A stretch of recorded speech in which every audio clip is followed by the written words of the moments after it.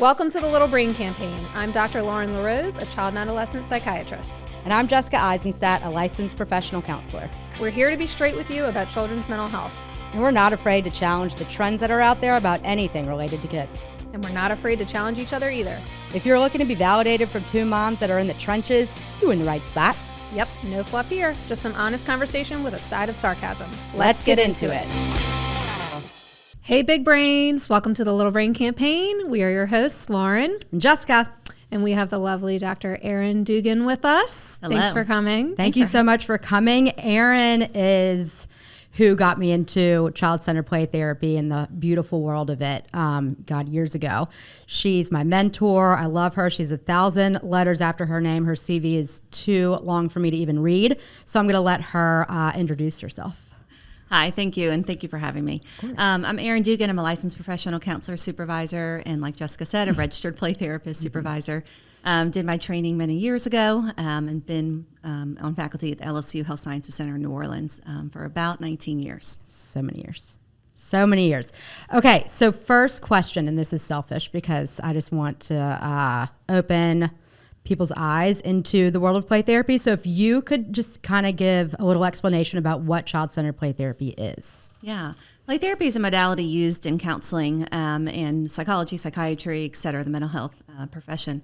But child-centered philosophy orients toward allowing the child to lead the play in a structured or unstructured manner, depending upon his or her choice, and whereby the therapist follows along the child's play and allows the child to illuminate and work through the therapeutic powers of play.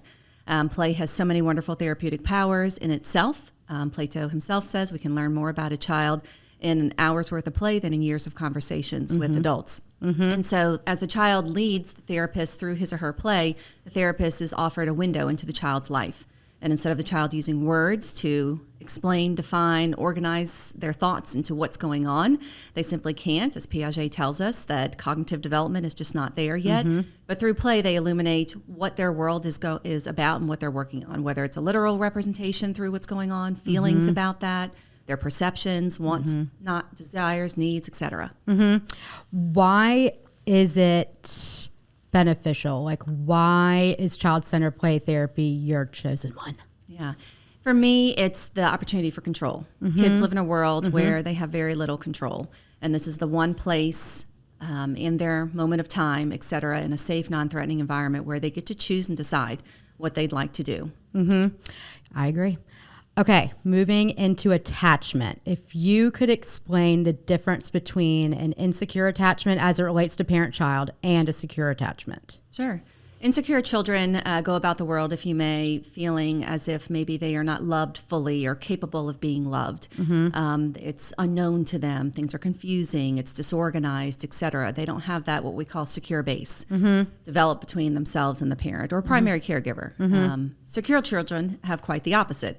They feel as if they're loved, they know where to go, they're oriented, they have an organized place and time where they can go to a secure base. So what does an insecure attachment look like? Or what could it look like? Yeah, insecure attachments can look like anything from avoidance to anxious, fearful states to disorganized.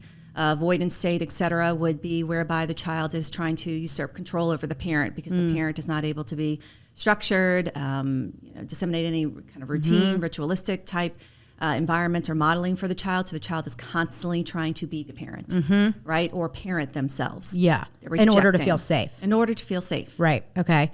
And then, wait, you said something else. You said avoidant, anxious. Fearful. Yeah, the anxious child is always trying to learn what's going on, what is next. Like hypervigilance. Yeah, what's going to happen if you go, away and I can't get to you. Meaning like, it could be date night, babysitter's coming out, like something very simple. It doesn't have to be like going on vacation for 2 weeks. It could be like you're going to work and going to school. Yeah. Simple as that. How is an insecure attachment produced? That was going to be my question. Oh, okay. Thank you. Great minds. And one thing to note too, children, as we know, that we should keep in mind, I should say, because we always don't know it even as parents, or a parent, who is also a professional doesn't know. Is that, just because the child might be fearful or anxious if the parent's going out to dinner per se, that doesn't mean, right. bam, Insecure. you have an Right. insecure working Yeah, attachment it's style. developmentally appropriate. Yeah. Intergeneration attachment styles are passed down from generation to generation. Okay. And so, for instance, in my early days in grad school, I studied intergenerational transmission of attachment styles. And just because a parent may have an insecure working relationship with their own biological parent or caregiver doesn't mean they're going to necessarily pass it along to their own child. There's lots of internal, external factors that involve, and go into that factoring. Okay. What about can it be produced if the kid has the kid or the adult has some kind of condition like autism, or the parent has schizophrenia or something like that? Absolutely. The parent who may have a diagnosis, right, medically speaking, mental health speaking, et cetera, may not be able to provide what we refer to as the core factors in developing or initiating the development of that attachment style. It's what we look at is the parent's ability to provide structure, nurturance, engagement, and challenge for the child that helps produce that healthy attachment style. We look at parenting styles such as authoritarian, authoritative, dismissive, permissive, et cetera, that are the more well-known ones. That authoritative style that is equal levels of demand and warmth are what create those optimal levels of challenge, nurture, engage, and structure, and the child's ability to engage in reciprocity, right? So the parent all day long could provide a very warm, authoritative style, right? Well-balanced, level of engagement, nurturance to the child, challenge, limit setting, structuring. And then the child, because maybe, diagnosis, you mentioned autism, ADHD, generalized anxiety, et cetera, isn't able to take in what the parent is providing because of their own makeup. Okay. And then I guess that leads into my next question. Is it possible for a parent to have a secure attachment with one kid and then insecure with another kid? Absolutely. That's a good question. Yeah, absolutely, because kids are different. Yeah. How do you navigate that? I don't. That's hard. Yeah. What do you do about it? What can you do about it if you are aware enough that you notice, oh, my attachment to kid A is significantly different than my attachment to kid B? What do I do about it? Yeah, learn about each child. Yeah. The more education, the more you know, the more you can gain an understanding of that child, regardless, of a diagnosis, label, if you may, of sort. The better we're able to be equipped because we know that child as best as we can. The more we know, the better we feel, the better we behave, the better we react, the better we respond. So an attachment style can change. Absolutely. Okay. Is there an age limit to that? I don't know the answer to that fully, honest, just to be honest. But if a parent is dedicated to learning more about their child and has an openness to engaging with their child in a different manner, then the child will start to feel and absorb that. And then the child's reciprocity level may change, thus creating a healthier attachment style. Okay. All right. I know we want to get into reasons for referral. Yeah. Top 3. I have a couple. Well, we'll start with this. Top 3 reasons for referral That I see in To my you. clinic. Yes, Yeah. Behavioral problems, I would say, is number 1. Anxiety issues, number 2, and atypicality, 3. Behavioral issues. Is there a system in which the referral source, is there, Do you tend to get referrals from a certain source? Is it generally parents, or is it generally schools, or Generally schools. okay? Okay. Is there a trend in the type of behavior? Acting out, Meaning, aggression, noncompliance. Is it an age range? I would say, the younger elementary years, I would say preschools are becoming a bit more proactive in connecting and engaging. With you? With y'all? With me, yeah. And I would say, practices around town.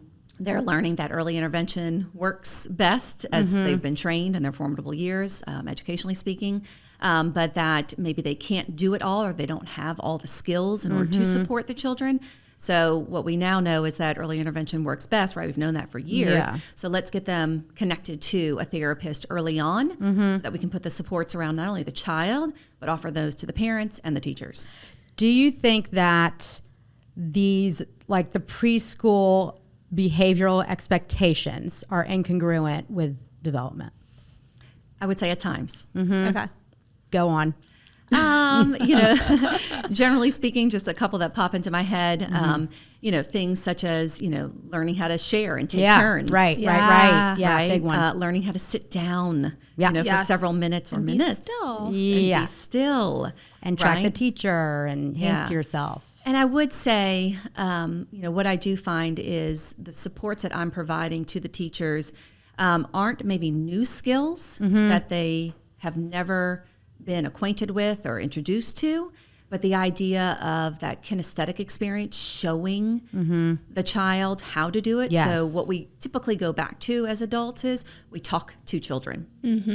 And bringing play therapy back into the picture, Yep. we know that kids cannot take advantage of that talking cure. Yep. In play therapy, kids come into play because the toys represent their words. Correct. And the play represents their language. They cannot take full advantage due to cognitive development of that talking cure. So when we ask kids questions, it poses anxiety on them. They live in their hearts, not their Yep. minds. So we want to reflect feelings. We want to provide statements. The biggest piece for us also for helping kids to understand and learn new behaviors or a different way to do it is by showing them. So the key component that I'm working a lot with my younger kids' teachers is, okay, you have the skill set and you've talked to them about it. Now let's show them and do rehearsals, and I call them Role kind play. of do-overs. Yeah. But some of it also maybe education about or reminders about like this is this behavior that you're seeing is actually developmentally normal, and this is not Clinically significant. Yeah, it's not necessarily a pathological problem. Yeah. I mean, Often. I had follower DM'd the Instagram last night talking. Yeah, that's probably one of your friends. Talking about like the preschool nap, like the napping at like 4 and 5 years old, and how like she's getting calls from school. They've been in school for 6 days, and like the kid is not sleep, like whatever. And it's like, that's a big, I feel like I get a lot of referrals because of this like nap thing. Nap thing and circle time. Yeah, circle time. Nap I would thing say and potty circle training. time. And potty training. Oh, yeah. Yes. Yeah. The potty Ooh, yeah. Can we talk about that? Sure. Okay. Some of these policies, and like, I understand why they are there. I understand that there's, this is following a lot of precedent and events, probably concerns about abuse, teachers touching kids and helping them in the potty or whatever. But I'm like, okay, in my training, I'm pretty sure that a 3-year-old's not supposed to be able to wipe their own butt. I mean, am I wrong? I don't know. I'm just now into potty Maybe training. or maybe some 3-year-olds can, but like it's kind of a little bit ridiculous in my mind to think that all 3-year-olds can. Yeah. Can wipe, Wipe. but like I don't understand that. What does that mean? When you start pre-K 3, you're supposed to be wiping your own butt. Yeah, but okay. Wait, I don't understand. Do you not think that that's kind of out of control? But what happens if they don't wipe? What do you mean wipe? There Like, are- get all the poop out? Yes. Well, There how are do they know if handbook policies. how does the teacher know if they got all the poop out or not? Well, I think it's more just like the teacher can't provide assistance with that. That's what the policy is. And so if a kid's like, I need help because of the poop. The teacher's technically not supposed to help them. Okay. So I think some teachers do because they realize that that's like ridiculous. But like no, so. per the Is that like a problem? I would say like I have had so Like many skid parent marks. friends freaking out before the first day of pre-K 3 because they're like, oh my God, my kid can't wipe himself, or like, oh my God, like he's potty trained 90% of the time, but not 100% of the time, and it's like, geez, this kid turned 3 like a month ago. No, I get that. And the fear of the child That's what I'm having talking to be about. sent home. Yes. Yes. Yes. That's- I mean, Yes, that's what listen. it is. Okay, so listen, old client, if you're here, correct me. I think the kid was 3, and they were referred to me because of potty training stuff. And that kid probably spent half of the year at home because like of an accident, like a TT or a poo-poo. Policy was that Policy was there 10 was an days. accident. Okay. 10 days at home to relearn each time. each time. But then it's like, okay, so say you reteach the kid to potty train at home. That doesn't mean that it's going to happen 100% at school. Well, I know I don't agree with it. I'm just saying it's crazy. I know, but that's what I'm saying, that it's crazy. It is crazy. When you look at it as like a mental health professional, so, someone who has learned about child development for so many years, and you're like, this is cuckoo, it's bananas. But also, like, go to a different school system then. Like, there are not every school system's like that. I mean, I have one. I'm not gonna name it, but like very flexible and works with you. Okay, I'm just saying, like, not every school is sending a kid home who has an accident for 10 days. Yeah, that's a specific system. Okay, all right. But back to nap time, circle time, sitting, napping, things like that. In addition to children, on the potty, every child develops at a different level, right, in a different way. So all 3-year-olds don't, know how to do exactly the same thing. What we do know is, with child development, that young children typically are trying to master one thing at a time. Yeah. And so then we get, into, and that's a sidebar, but parents, grouping together, and saying, well, my child is doing X. Yeah. And all the other parents Comparing. are like, well, no, my child's not doing that. And, you feel Must like be something wrong with star. them. Must be something wrong with him, is what the other parents' perception and feel, is in that. But back to, school systems, yes, I definitely, advocate holistically for keeping the child in school as much as we can, right? Unless class. We can't. And in class, absolutely. So coming up with other ways, alternative ways for helping to support the child who cannot sit still on the rug, and who cannot sit still on the nap mat, and or who cannot help himself maybe independently, in the potty. Yes, New Orleans is a bit different, as we all know, right? There's so many different systems. Too many. And they get to develop their own rules and policies, and probably have, good reasoning for such, with that. But if I could say one thing, is looking at how can we meet the child where he is at this time and space in my classroom, and what supportive, elements can we put around the child. I think there's lots of opportunity for conversation there, and to look at thinking out of the box to help keep those kids in school. I think and I don't know where it comes from, but like I don't know if it's like a lack of motivation or just not knowing that they can do that. It's just problem solving. Like independently in your room with your co-teacher or the director. Like, you have a kid who can't sit still during circle time. Like, does it need to be a referral out, or like, you know what I mean? Yes.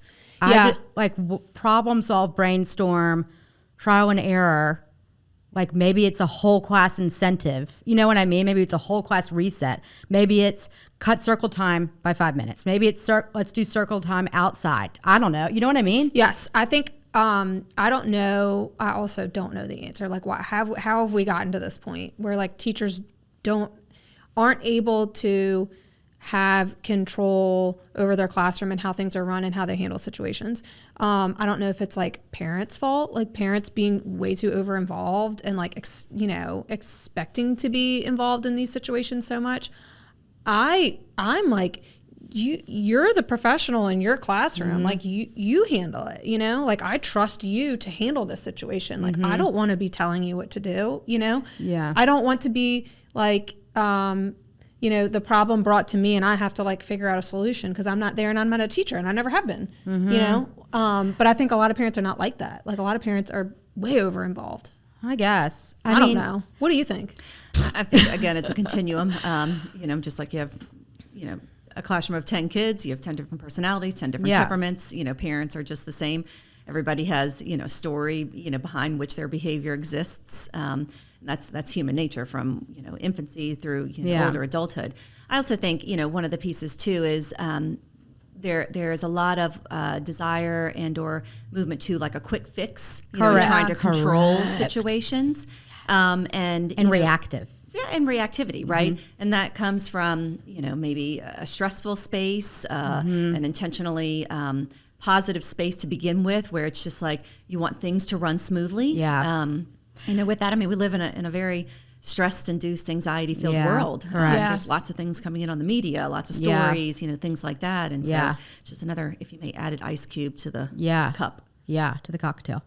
And part of it is this, it's these, and I don't know the inner workings of every school system, But if there's an expectation of how the classroom runs or what the kids can produce academically by X date, then that can then influence a teacher's reaction to a behavior that may or may not be as big, right? But it feels disruptive because then you're like, this kid who's rolling around on the carpet is distracting the other 9 kids in the room, so they're not paying attention to how I'm writing the A, and so they're not going to absorb it, so they're not going to be able to you know what I mean? I'm going down and picking and then the teacher's not like meeting those benchmarks that are set for them of what they're supposed to teach by the end of the school year or whatever. Yeah, there's lots of expectations placed on teachers. Yeah. I would say one of the things that I've become more involved with, I would say probably in the last 10 years, and I think schools are also increasing their measures toward is professional development. Yes. And getting practitioners into the school settings. Yes. And again, like you said, Jessica, instead of referring the kid out, let's get the therapist there, Yeah. And I've been, just warmly, happy and taken back about, different colleagues that I have that are now going into the schools, and it just, really brightens my heart, to say, okay, let's go there versus coming here. I've worked with several preschools over the past years. Maybe not so much recently, but in the past, and looking at, going to do monthly consultations, et cetera, classroom observations, not for the children, but to support the teachers. Yeah, correct. And that's been really well received. Yeah, and I think, and I just don't, if I was a school, I would want professionals to be there so that my school runs, so that my teachers are mentally supported, that the kids are supported, and that everything just runs. You know what I mean? And it's if the kid is having a problem, if the primary problem is a problem at school, then the solution should be at school. Yeah. Or if the problem, if the primary problem is at school, if the behavior is problematic in a school setting, but not at a house. You know what I mean? Right. Being crazy, whatever, with your body at home is fine. At school, that's not the expectation. Right. And so that's what I don't get. And I know financially and funding and whatever, but I would be finding money to have people like us in schools. Yeah. To provide PDs for staff. Yeah. Yeah. Because it is a lot of it, and you're probably seeing this too. We're seeing this. This is what influenced us to make this podcast. Is this is being outsourced more and more and more and more to people outside of school, like us. It's you get this referral for this problem at school that a lot of the times is this is developmentally appropriate behavior, and this is not clinically significant, and they're coming to me in my office outside of school hours, and I'm supposed to fix it. And it's not that I don't want clients to come to me. Let me say that. Fine with that. But a lot of times you're just how am I supposed to fix this problem? You provide the support you can, but it's this is a solution that needs to happen at school. I also think it's not my problem to it's not my responsibility to fix the problem. Right. It's and then return the fixed child to school. Well, right. It's if I think this kind of goes back to that quick fix idea of parents or school or whoever refers out because they either don't want to put the work in or don't think it's them or it's not something that they're producing. You know what I mean? Or they're stretched too thin and they're stretched too thin. Yeah. And so. Or maybe they don't have the training. Or maybe they don't have the training. Or the resources or whatever. Right. And I think where we get lost is yes, child in particular, child-centered play therapy is super therapeutic for children. It is. And if there is a behavior that's aggression or defiance or anxiety, that is maybe not 100% not.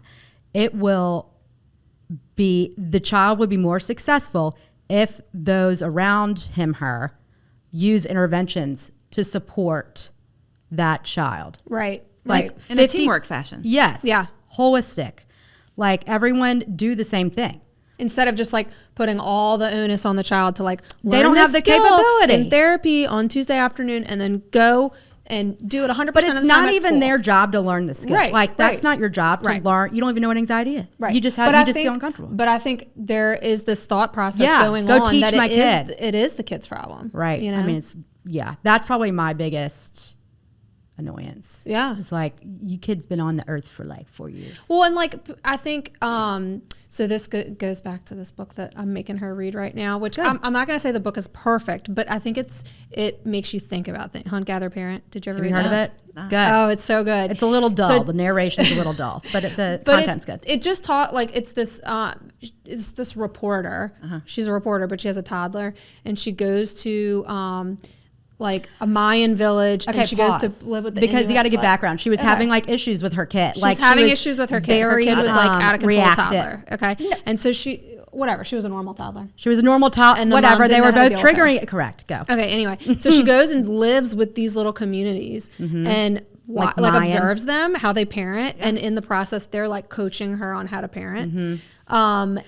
But it was like can't even remember where I Alaska. was going It with was this. It was like Mayan. the Inuit, the Mayans, and then right now she's in Tanzania. That's what I'm reading right now. And how all of the like every other culture except for ours thinks like westernized parenting is weird. And Oh, I know what I was going to say. And they all, we think that like kids are supposed to innately have these skills. Like Right. they're supposed to innately know how to regulate emotions and be respectful and be responsible and all Follow this kind of directions, stuff. And share. all these other cultures are like teaching her, no, those are not innate traits. Those No. are things you have to teach them. Right. But you don't teach them by talking at them. right. Teach them by modeling. You teach them by modeling. And we have it all backwards. Yeah. And then this, which we talked about earlier, this idea in America or whatever is like the way of parenting, like going back to the way of parenting. We don't have a way of parenting because parenting wasn't even a thing until like what? The Like term the term parenting. parenting. Yes, Yeah. the term parenting, the Like theory the of 60s parenting. or something. I think it was before that. I but don't know. Whatever. Like there is not enough like data and time and research to even declare one way of parenting the right way of parenting. Right. America is a melting pot of cultures and races and socioeconomic status and education. Like I don't even think there's a way to measure because it's just melted. There's too many different types of people And backgrounds and family systems yeah, and to like cultures even and- measure something with I don't know what's the word? Reliable. No, valid. What's the one? I don't remember. Both of them. Statistics.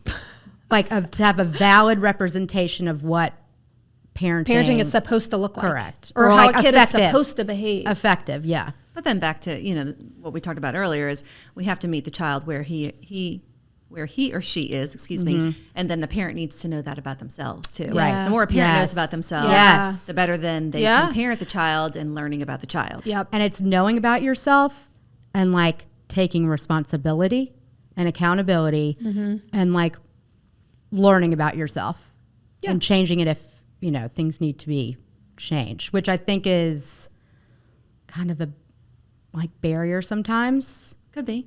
Yeah, rule of thumb in play therapy, it's more important what you do after what you did than what you did in the moment. Yeah. Right? We talked about that earlier. As parents, I can be reactive. Yeah. Just same. like anybody, Yeah. right? Yep. Yeah. It's more important for what I do after with my child, myself, my friend, my husband, whomever, Yeah. than what would happen. The Yeah. repair. Yeah.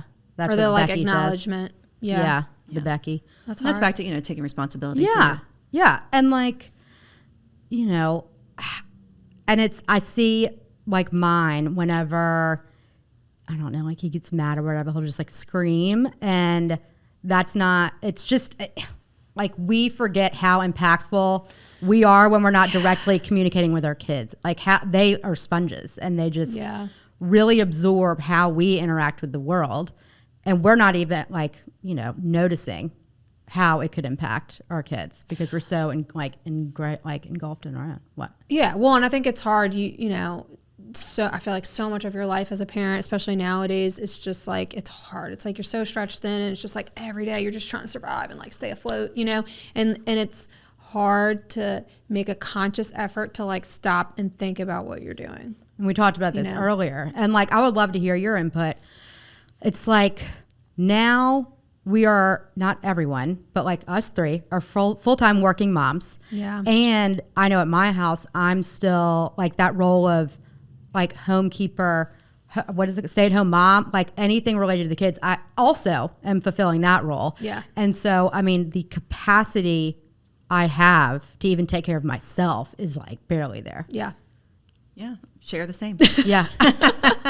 I mean, what, like, Nothing you said is new. Is I know. News over here. like, what do you do? I mean, I don't even know. Like, what do you do? I don't know. I know.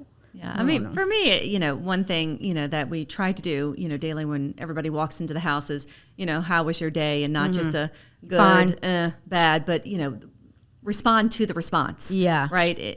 Kind of open it up, so, Like a glow and a grow, and, or a rose and a thorn. right. And as a young parent, with toddlers, used to be like, yeah, my day was great when it really wasn't, to now learning that it's okay if I say my day was hard. Yes. Right. And the kids, or my husband can say, well, why? What was hard? And I can give them a snapshot of, about what's going on, because then we get not a temperature, but we can get a temperature feel, feelingometer, you may. Feeling out, of where everybody is, and kind of know that, and know maybe how much to push or not, et cetera, for a chore or, something else if the day was horrible. Yeah.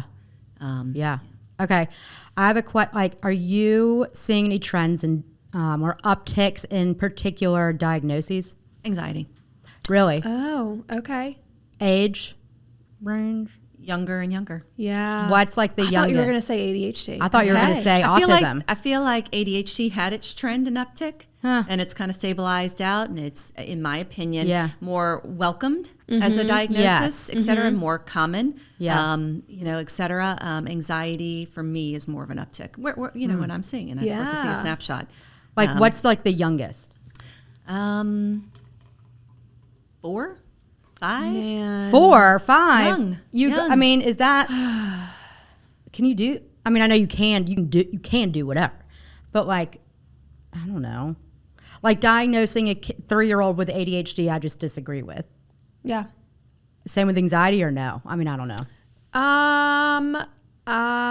No, because I mean, what if there's so many reasons I feel like that could crop up. Anxiety. Yeah. I agree with you on the ADHD part, because I think you have to allow normal development to happen and see what comes out in the wash. Anxiety, I think, is different, because okay, what if the 3-year-old had a parent die, or or they went through Katrina, their events could create that are out of people's control. Yeah, I mean, these adverse childhood experiences that some of the children, are unfortunately exposed to happen. Yeah. What about I'm gonna say, I know Jessica's gonna roll her eyes when I say what? this. Go. Okay. What about gender of patients that you tend to get? Oh. Yeah. I would say, let me just think of my current caseload, because sometimes it waves. I definitely have more boys than girls, but I wouldn't say it's so imbalanced. What about in the group? Historically. In the group? What do you mean? Boys. Because you do individual and then group play therapy. Yeah. Yeah. My younger ones, my preschool age ones, definitely heavier boys. As they get older in age, like my first, second, third grade groups tend to start balancing off. Yeah. Okay. Yeah. I mean, I'm only I'll just be open and honest here.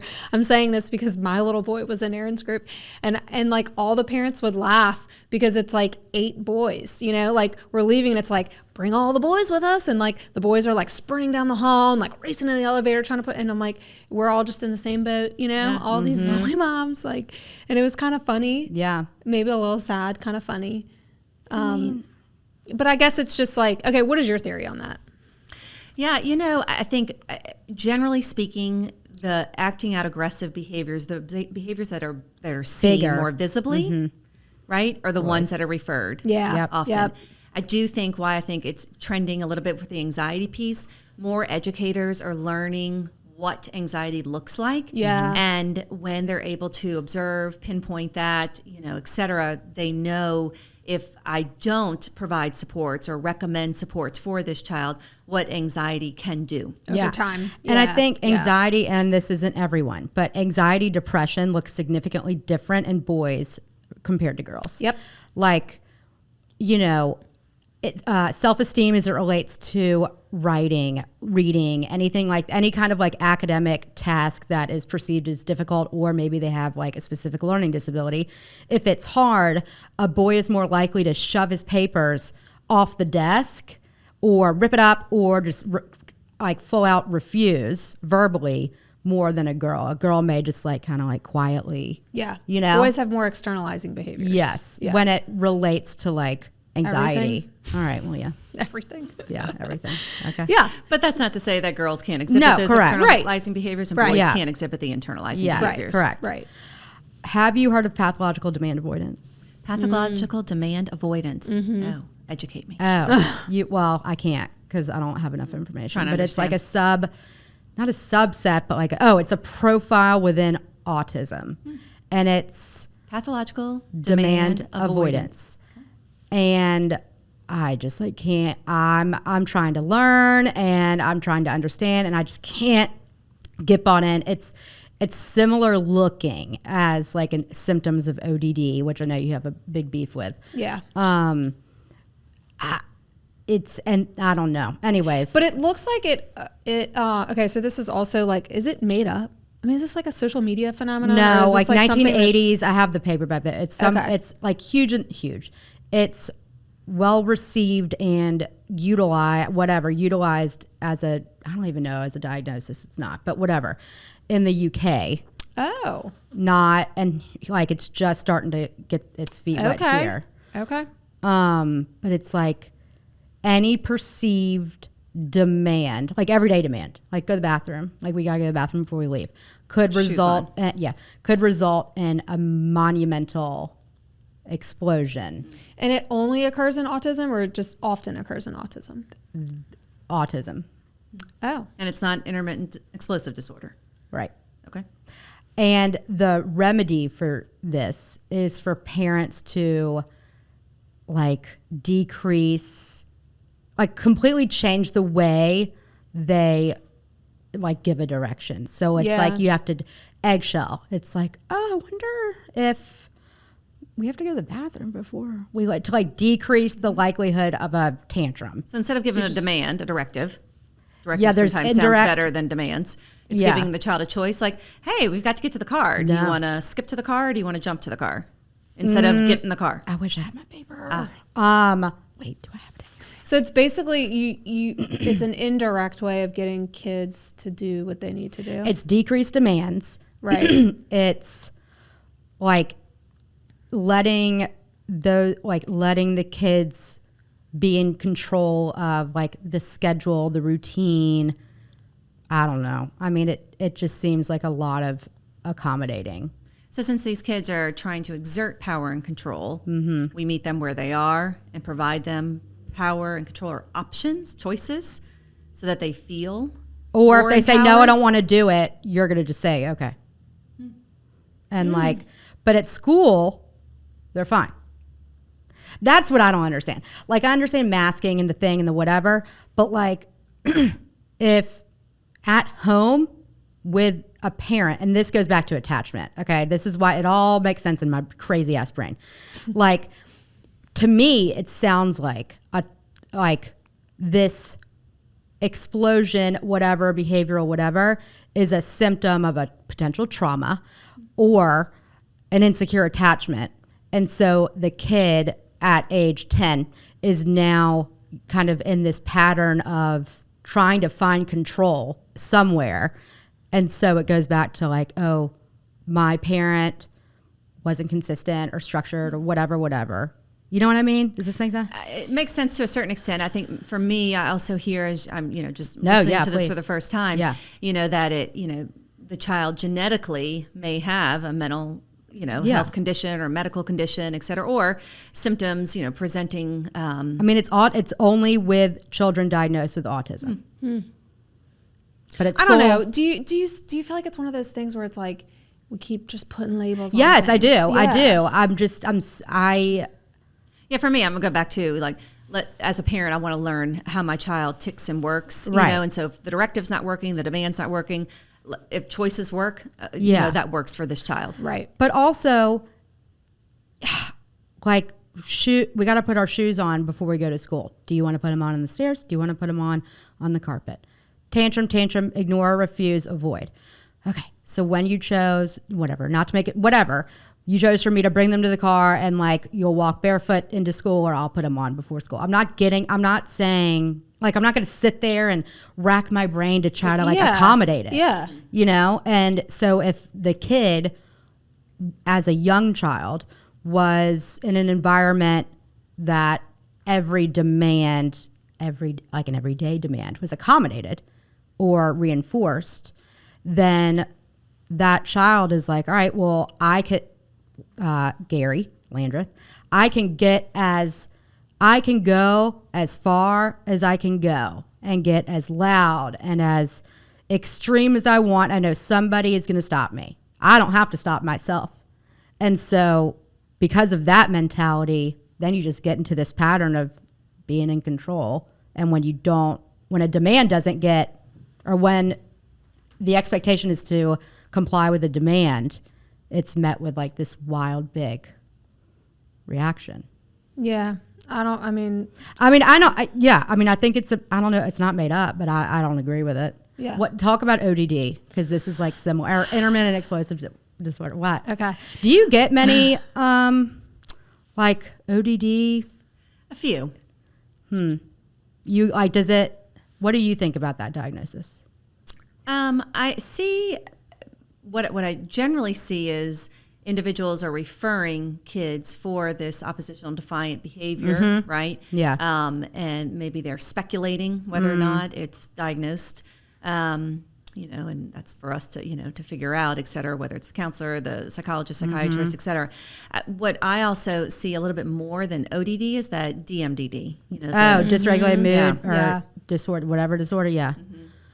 I mean, and that's just I don't like either bipolar for kids or whatever. I don't know. I just think I understand why we make these diagnosis clusters, because it helps people to, it's also understand insurance. what's going on. Yeah, whatever.